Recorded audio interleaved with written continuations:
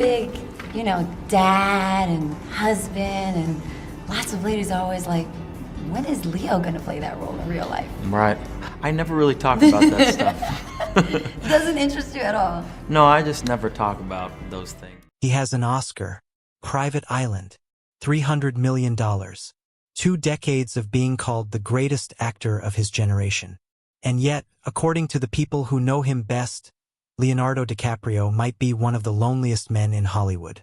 This is the story of how a kid from a rough corner of Los Angeles became the most famous face on the planet, and how that fame may have cost him almost everything that actually matters. Leonardo DiCaprio was not born into Hollywood glamour. He grew up on East Hollywood Boulevard in the 1970s and 80s, in a neighborhood that had little in common with the glossy image the name suggests. It was a rough stretch of the city, marked by poverty, drug activity, and instability. His parents separated when he was young. His mother, Ermeline, worked multiple jobs to keep the household running, and his father, George, an artist connected to the underground comic scene, remained involved in his life but not as a constant daily presence. Money was tight. The apartment they lived in reflected that reality every day.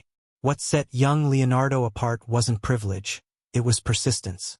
His mother took him by bus to audition after audition, sitting for hours in waiting rooms filled with other hopeful families chasing the same long odds.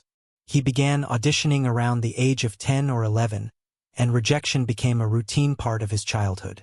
Casting directors reportedly found him too unpolished, too raw, not the clean-cut image studios were looking for in a child actor.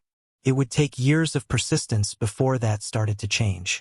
By his mid-teens, DiCaprio landed a recurring role on the sitcom Growing Pains. It gave his family some financial breathing room and gave him national exposure, but it also risked putting him in a box, the cute TV kid, not someone serious filmmakers would consider for real dramatic work. DiCaprio seemed aware of that risk early on, and he began pursuing film roles aggressively, even while the show was still airing. The turning point came in 1993, when he starred opposite Robert De Niro in This Boy's Life, playing a teenager enduring an abusive home life. Sharing scenes with one of the most respected actors in film history was, by his own account, intimidating. But something clicked. Critics took notice, and so did the industry. That same year, DiCaprio delivered a performance as Arnie, a young man with an intellectual disability, in What's Eating Gilbert Grape. The role required him to disappear into the character entirely, and audiences and critics alike were stunned by how convincingly he pulled it off. At 19 years old, he received an Academy Award nomination for Best Supporting Actor. He didn't win. That year's award went to Tommy Lee Jones, but the nomination changed how Hollywood saw him. He was no longer just a former sitcom kid. He was one of the most promising young actors in the country. 3 o'clock. Then came 1997 and Titanic. James Cameron's disaster epic became the highest-grossing film in history at the time, eventually earning more than $2 billion worldwide and sweeping 11 Academy Awards, including Best Picture. DiCaprio, playing Jack Dawson opposite Kate Winslet, became an overnight global phenomenon. His face was everywhere, magazine covers, merchandise, bedroom walls across the world. At 23, he was arguably the most recognizable actor alive. But that same fame came with an unexpected cost. Despite the film's overwhelming success, DiCaprio himself received no acting nomination for it. Some critics and industry observers at the time suggested that Titanic had reframed him as a teen heartthrob rather than a serious dramatic actor, making it harder for his subsequent work to be taken as seriously as it might have been otherwise. Whether that perception was fair or not, it followed him for years. He turned down a string of romantic lead offers that would have leaned into the Titanic image, instead choosing riskier, more challenging roles in an effort to be seen as a craftsman rather than a heartthrob. Between 1993 and 2015, DiCaprio was nominated for competitive Academy Awards 5 times without a win. In 2005, he earned a Best Actor nomination for playing Howard Hughes in Martin Scorsese's The Aviator, a performance widely praised for capturing the aviator's brilliance alongside his deteriorating mental health. He lost that year to Jamie Foxx for Ray.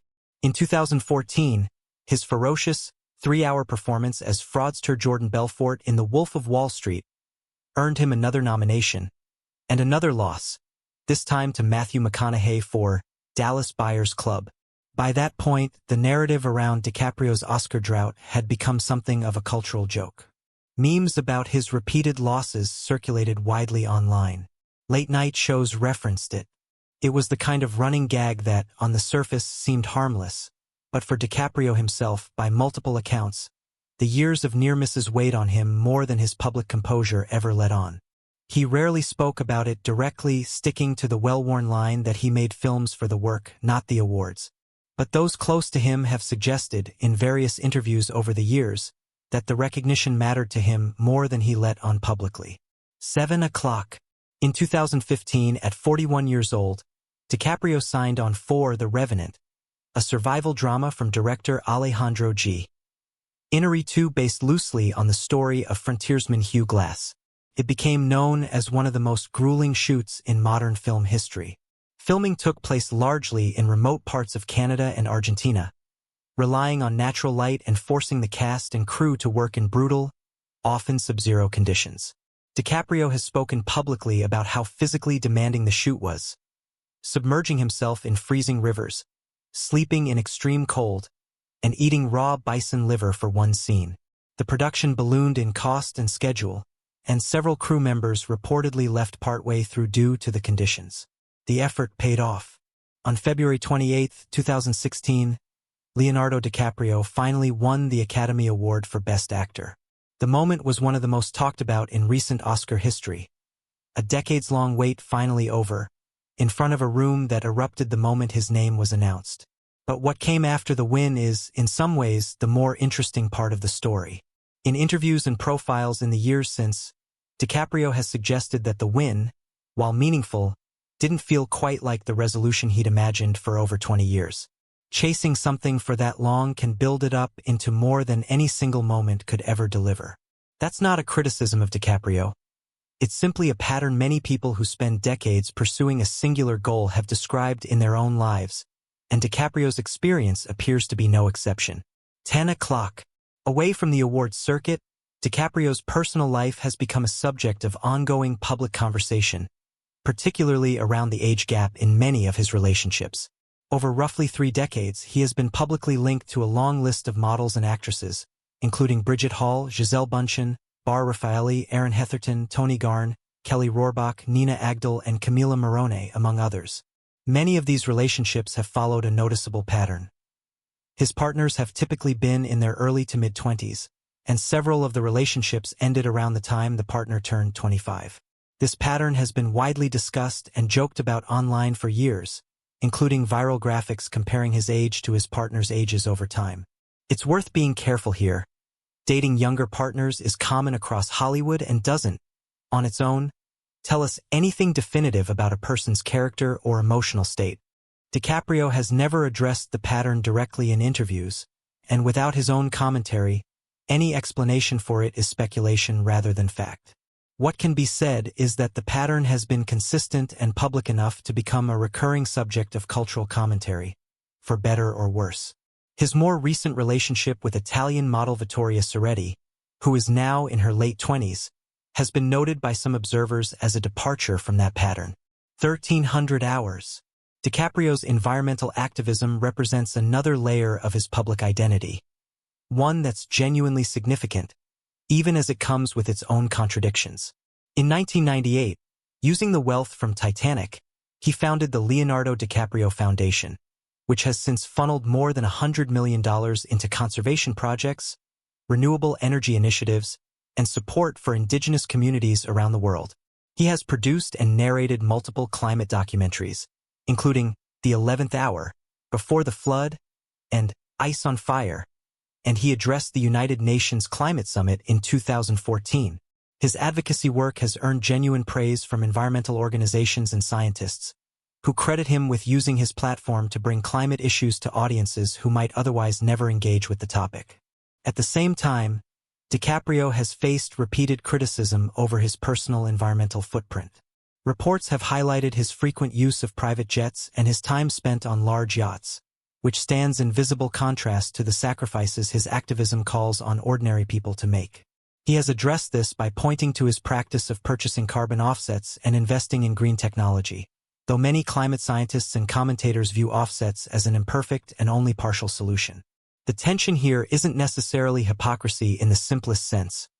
It's closer to a contradiction that many wealthy public advocates for climate causes face, without anyone having found a clean way to resolve it. Both things can be true.